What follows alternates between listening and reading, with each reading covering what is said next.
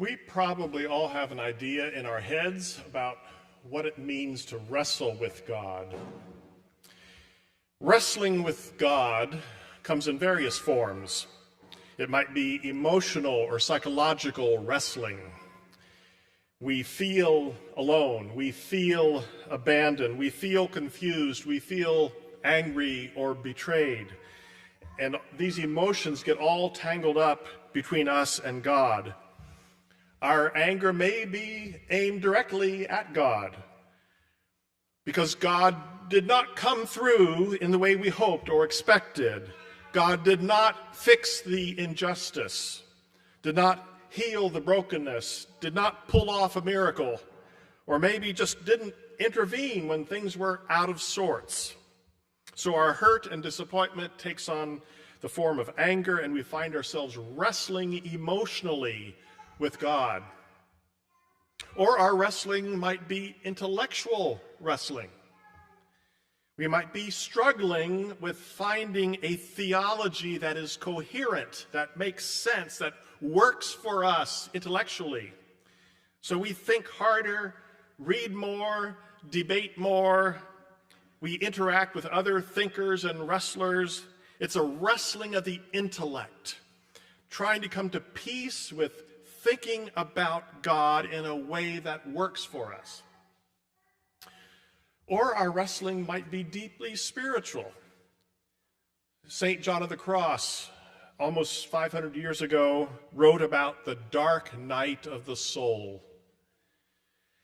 That's a phrase that's often used to describe what's like when God seems to go silent or absent or to abandon us, or when the spiritual core of our being seems more like a black hole, a vacuum, utter emptiness.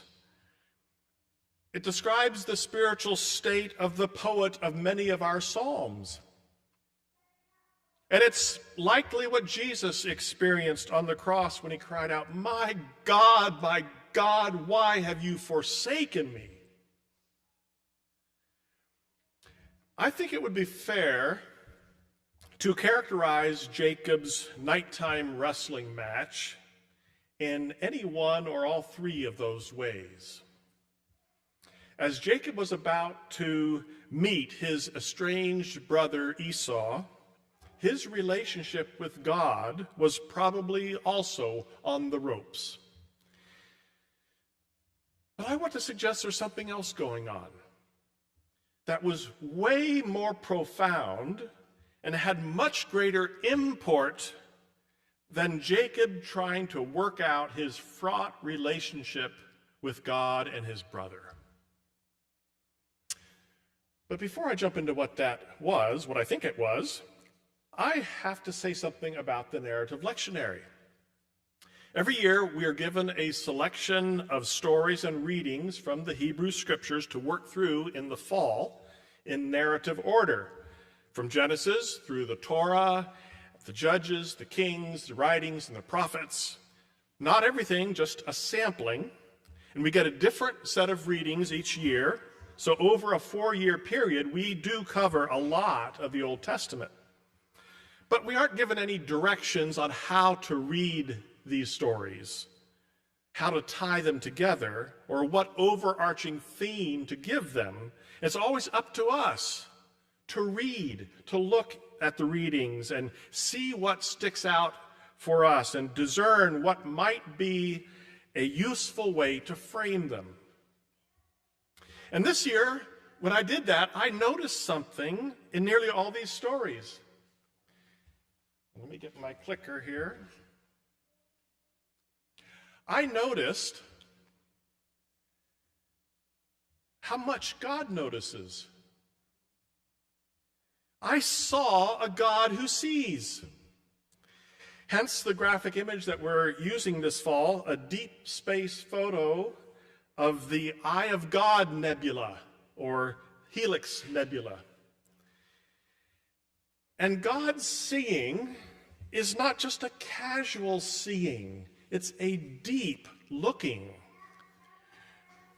When God created the universe and crowned creation with beings made in God's image, soon afterward, these human beings rebelled against God's call and started going their own way.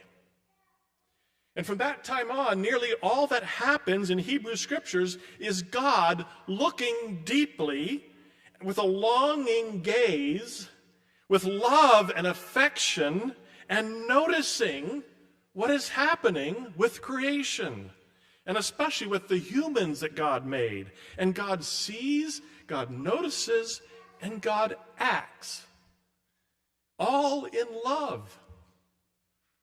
There's this indisputable thread, I think, throughout the scriptures telling a story of the love of God for creation and the strong pull that God has toward human beings. God longs to be in a mutually loving relationship with us, to restore what has been broken, to recreate shalom, to have deep communion. I noticed how in most of these stories, God was seeing something and then acting on what God saw, always moving toward God's beloved ones in response to their needs and in response to their dilemmas and in hope of reconciliation. In Genesis 2, I'm reviewing things we've already looked at in this series so far. In Genesis 2, God saw that the human was alone and gave them a partner. In Genesis 18, last Sunday, God saw that Sarah and Abram were barren and gave them a child. Later in this series, we'll hear stories about how God saw the misery of the enslaved Hebrews and delivered them. God found the people wandering and floundering in the wilderness and gave them 10 words and a law that grounded them. God saw the dysfunction of King Saul's dynasty and put David on the throne as Israel's shepherd, and many more. God saw. Our theme for the next couple of months. So today, God saw Jacob in the dark of the night. God saw Jacob wrestling with his own demons. Demons of deception, of manipulation, of estrangement from his twin brother. God saw and went toward Jacob. Which brings us to the deeper way of reading this story. This is not just a human being trying to work out their own tangled relationship with God and with a brother. This is God fighting for connection and communion with the human beings that God made in his own image. This is not a one-sided wrestling match, which is the way we usually think about wrestling with God. We usually think that this is something completely internal with us, that we wrestle with our thoughts and our feelings and our intents toward God, while God is the passive party, just waiting for us to get things worked out within us. But no, that's definitely not the struggle we have described for us in Genesis 32. This wrestling match is definitely two-sided. The writer even makes that point clear when it says, in the New International Reader's Version, a man wrestled with him until morning. The man saw that he couldn't win, so he touched the inside of Jacob's hip, and Jacob's hip was twisted or put out of joint. Now, to be clear, we aren't told the identity of the man. Was it actually a man? A dream? An angel? Was it God? We don't know, but what we are told is how Jacob saw the situation. Jacob was the only one who could have told the story. And in the story, the man tells Jacob, "You have wrestled with God and with people, and you have won." And Jacob says in response, "I saw God face to face, and I'm still alive." So this story is framed by Jacob as a wrestling match between a human and God. And it was a draw, a tie. Actually, the God figure admitted defeat. "You have won," he said. So what do we make of this struggle with God? Which one of the two wrestlers had more at stake, had more invested in this fight? Jacob's life and safety was at risk. He was about to face down his wealthy and heavily armed brother Esau, whom he had offended deeply. Jacob's purpose in life was on the line because God had told him earlier of God's plan to bless many people through him. But what did God have at stake? God was wrestling to connect with the beings created in God's own image. God was striving for communion with God's own beloved children. God was wrestling for a love connection with the human race. Wrestling for love. God had taken a great risk.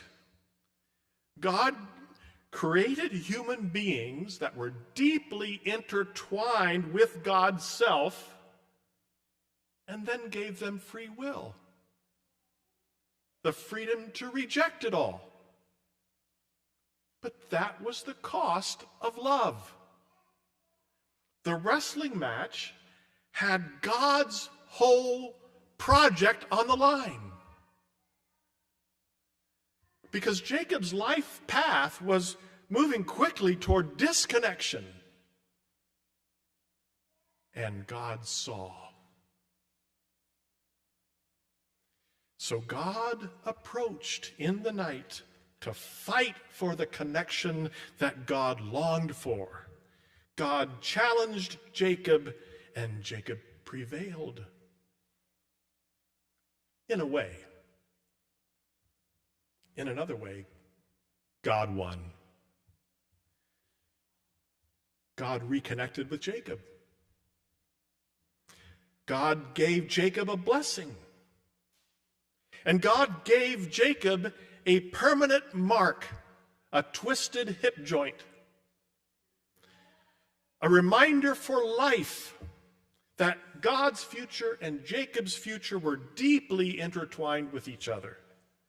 So God's end was achieved, the communion with human beings was reestablished, and Jacob's end was achieved.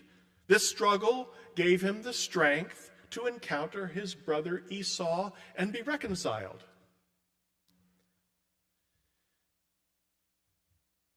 I think there's good news in this story for us too.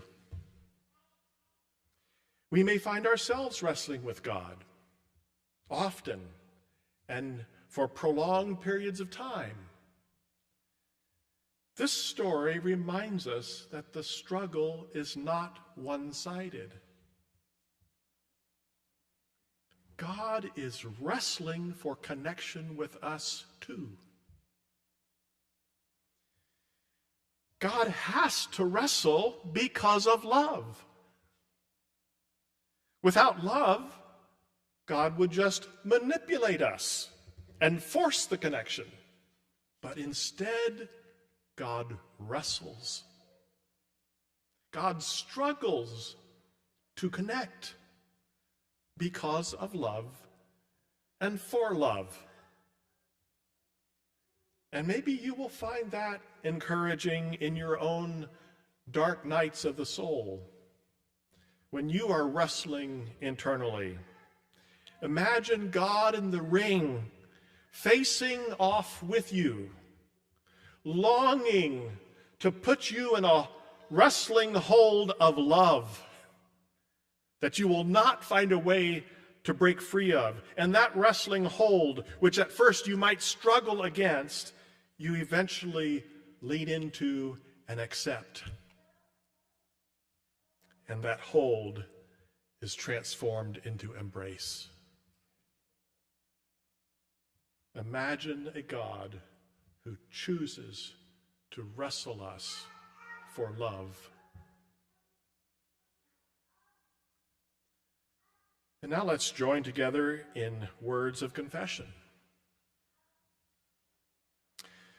Loving God, we confess we often fail to appreciate your persistent pursuit of an intimate relationship with us, your beloved creation.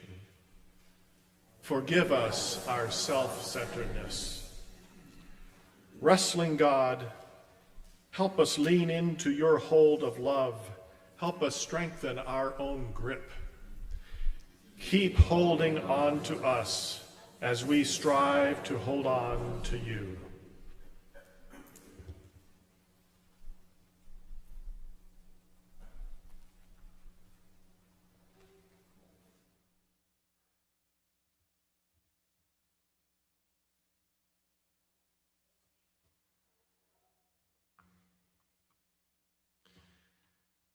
God forgives us and loves us and leaves us with a blessing.